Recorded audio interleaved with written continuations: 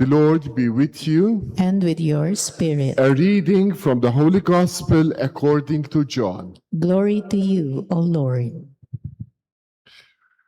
Reclining at table with his disciples, Jesus was deeply troubled and testified, "Amen, amen, I say to you, one of you will betray me."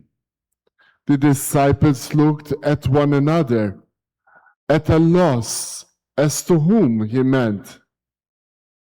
One of his disciples, the one whom Jesus loved, was reclining at Jesus' side. So Simon Peter nodded to him to find out whom he meant. He leaned back against Jesus' chest and said to him, "Master, who is it?" Jesus answered, "It is the one to whom I hand the morsel after I have dipped it."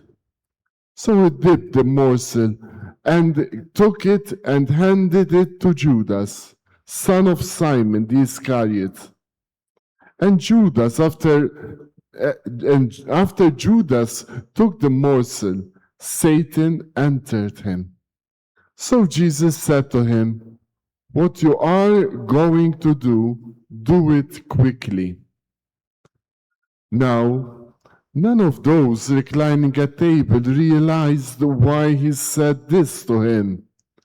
Some thought that since Judas kept the money bag, Jesus had told him, "Buy what we need for the feast, or to give something to the poor."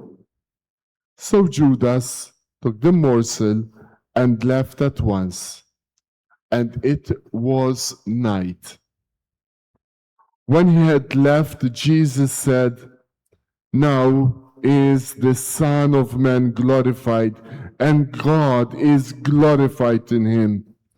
If God is glorified in him, God will also glorify him in himself. And he will glorify him at once. My children, I will be with you only a little while longer. You will look for me, and as I told the Jews, where I go, you cannot come. So now I say it to you." Simon Peter said to him, "Master, where are you going?" Jesus answered him, "Where I am going, you cannot follow me now, though you will follow later." Peter said to him, "Master, why can I not follow you now? I will lay down my life for you." Jesus answered, "Will you lay down your life for me? Amen, amen, I say to you, the cock will not crow before you deny me 3 times." The Gospel of the Lord. Praise to you, Lord Jesus Christ. Please be seated.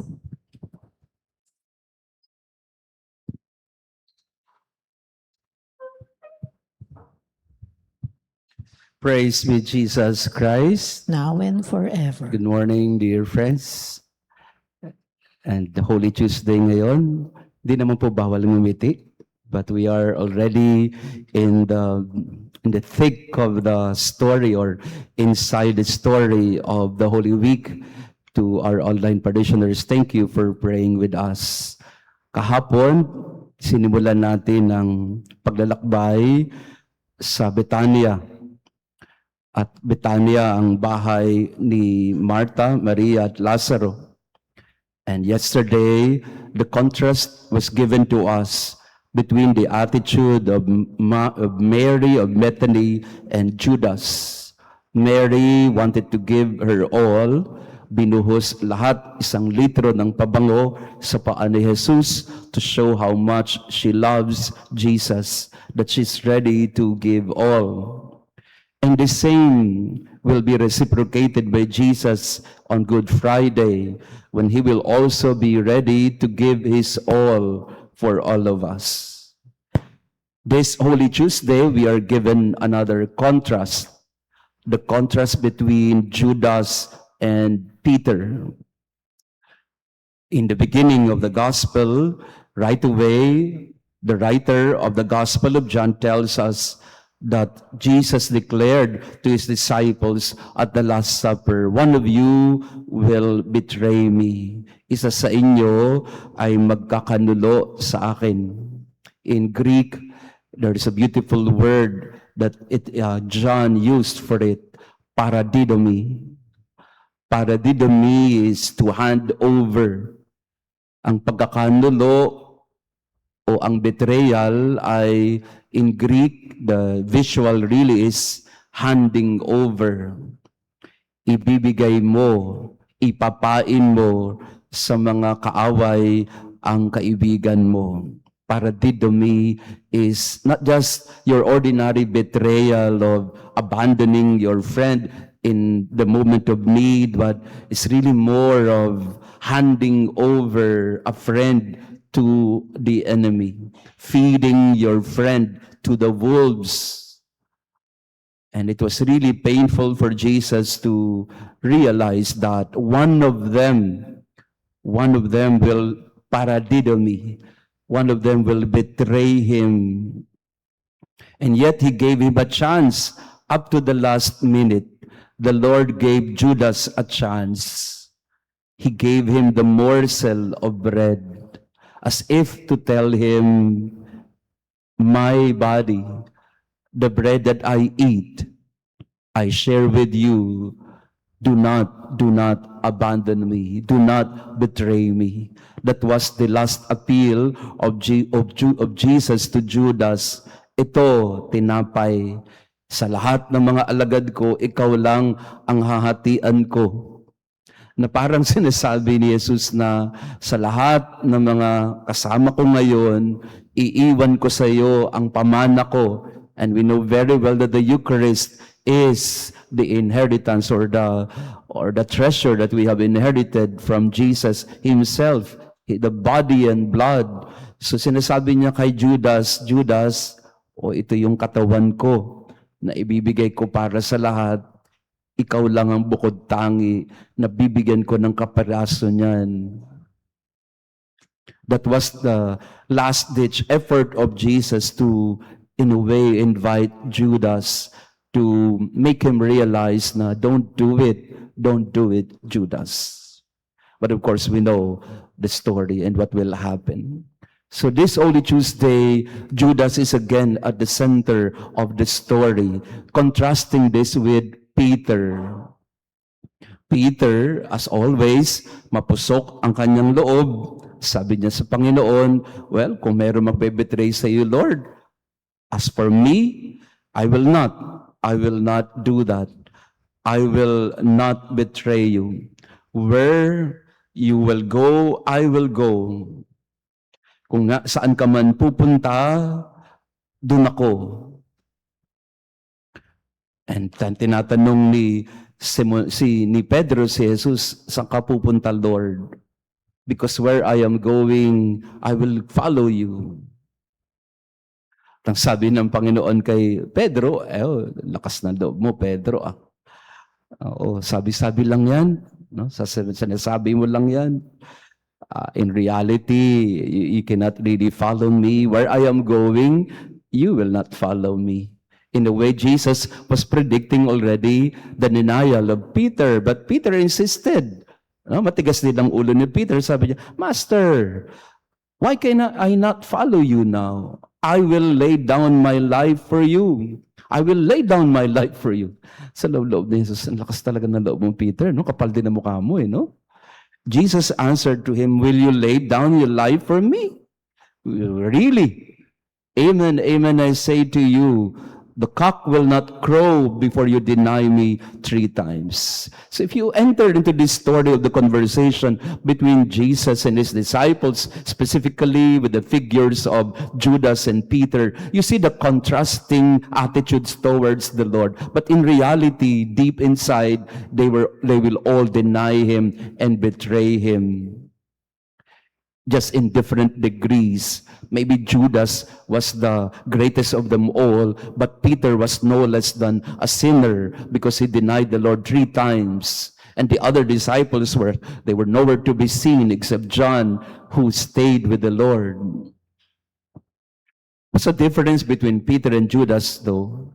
Anong pagkakaiba ni Judas at Peter? It was not the gravity of sin, because if you ask me, they were just both deniers and betrayers, traidor kay Jesus. Yung isa, binenta, pero yung isa, tinatwa o pinagkanulo. Pero pareho lang sila. What's the difference between Peter and Judas? Not in the gravity of sin, but in their humility to accept the forgiveness that Jesus offered to them.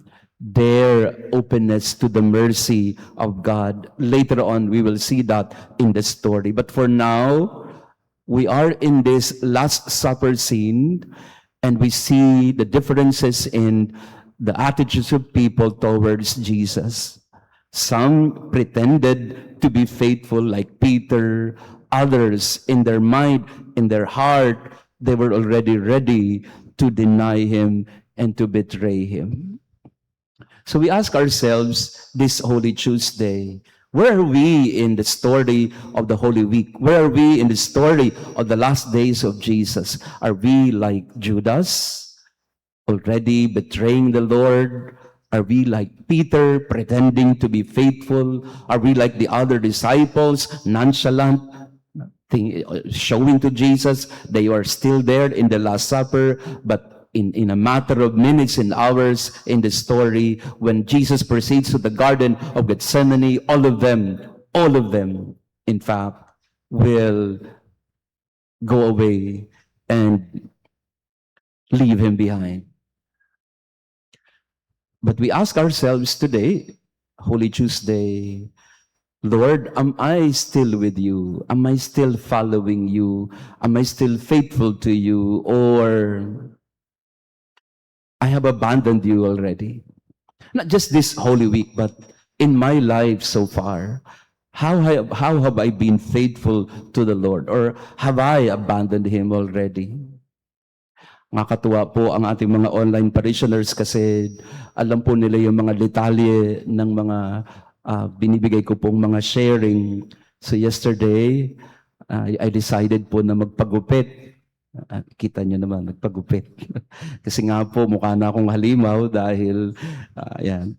So, punta ko magpagupit. May nakasalubong mo akong online parishioner sa mall. Ang sabi niya sa akin, Father, kala ko ba walang mall? Napahiya ako. Sabi ko, sister, magpapagupit lang po. Ang hirap pala ng online, ano? Sabi ko, magpapagupit lang po. Hindi po talaga ako nagmamoling. I had to defend myself to tell her na hindi po ako nagmamoling.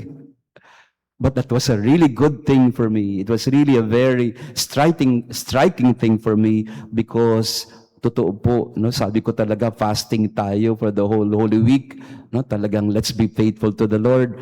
So, sister, promise po, hindi pa talaga ako nagmamuling. Kaya yung plano ko na bumili ng pizza, hindi na ako nakabili ng pizza. Kasi nga, nahuli ako eh. Para akong si Peter, no, nahuli. Betraying the Lord, betraying what you say. Sa loob-loob ko lang, sana hindi na ako nagpagupit pala, no? After Holy Week na lang. Pero nakakabilib naman po, in contrast, itong mga kabataan naman natin, thank you for those who have joined us in our pagbasa ng Pasyon. Natapos sila, mga 3:00 na yata ng madaling araw, no?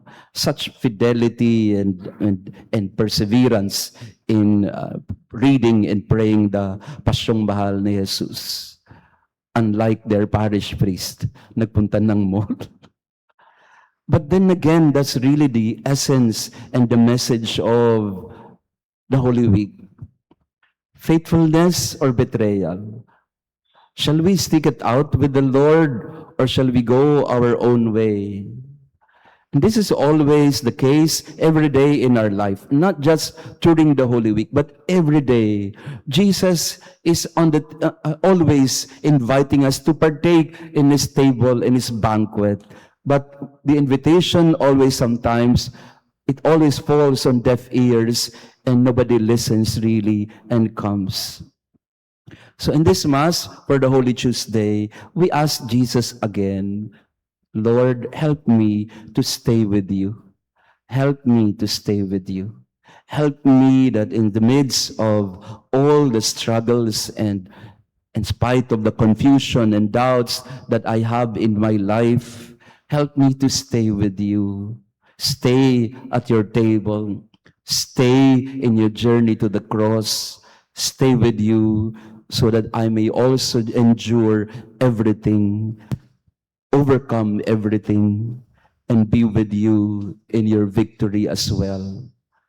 So this Holy Week, we ask Jesus, give me the strength to be faithful to you.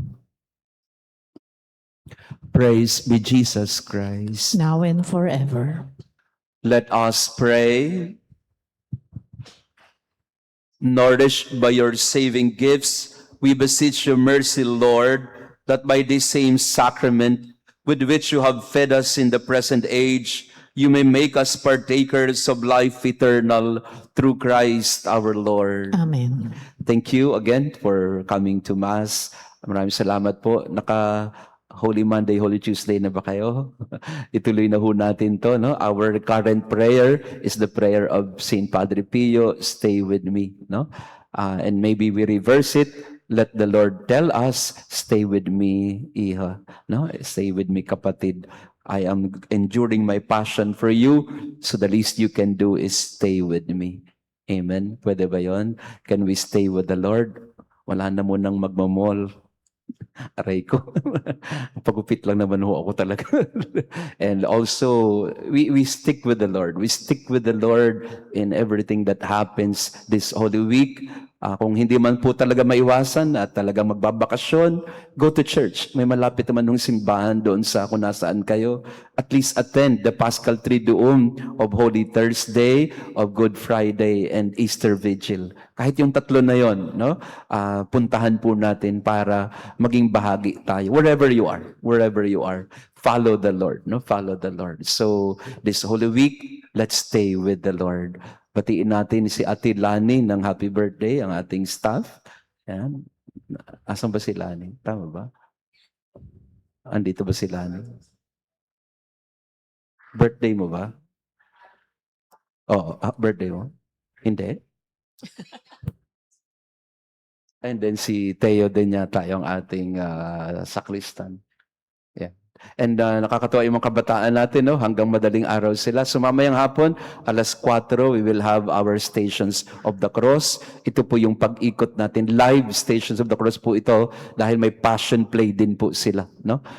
So sinakulo with Stations of the Cross going around our community this afternoon. The Lord be with you. And with your spirit. And may our loving God bless you and your family, the Father, the Son, and the Holy Spirit. Amen. Our Mass has been offered. Go in peace to love and serve the Lord. Thanks be to God.